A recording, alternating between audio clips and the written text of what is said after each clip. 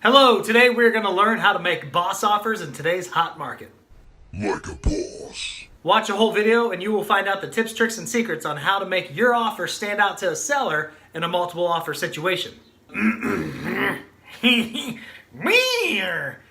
you like what you see here, please subscribe to my channel. Leave a comment. What are some of the things that you did in your offers that you felt put them over the top?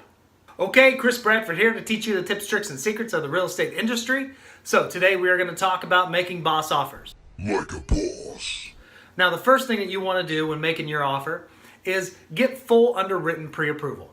Now there's a difference between a pre-qualification letter and getting underwritten. A pre-qualification letter is not a guarantee of a loan.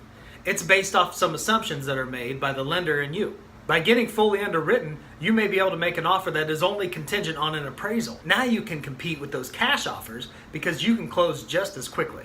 Tip number 2, get a great agent. Check out Zillow reviews, ask friends who they used, ask what the experience was like. Was it a headache or was it carefree? If I've got a listing and I have multiple offers sitting on my table, I'm gonna look at the agent who I know is easy to work with, brings me great buyers. I'm probably gonna cheerlead for that agent if their offer is similar to these others. I want to make sure that I have a transaction that is going to close. If you're looking for reviews and you can't find any online, then call up the agent. How responsive are they? Do they answer the phone immediately? Do they return messages? If not, this may be an indication of their work ethic and how they're going to treat you further down the line. And most of all, get a good feel for whether they are a fly-by-night part-timer or if this is their full-time job. So pick somebody that you're comfortable with and you feel will represent you professionally. Okay, number 3, investigate the seller. Look in the county records. How long have they lived in this house? What did they pay for it when they bought the home? If you can't find this information, ask your realtor to do it. If they say they don't have time, probably go find a different realtor. Make sure your agent is asking the seller's agent important questions like, what's their motivation for moving? Do they need to get out quickly? Do they need to stick around, maybe need post-possession? These are all things that you can add into your offer to sweeten the pot, and it doesn't cost you anything. Step number 4, keep your offer as clean as possible.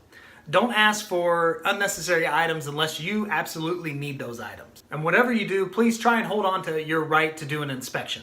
If you are tempted to waive your inspection in order to show the seller that you're an easy buyer and that this transaction is going to close, then consider doing an as-is addendum.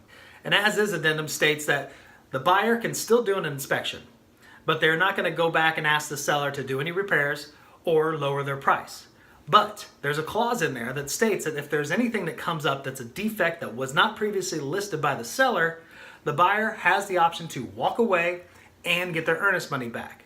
But just keep in mind that you have lost your leverage to ask the seller to do any minor repairs. Even though I have had success going back and still asking for these repairs to be done, I don't recommend it. It gets a little bit hairy. Just keep in mind that the risk to you as a buyer is that you could be missing out on your dream home because of minor defects that could have been taken care of in a typical inspection response.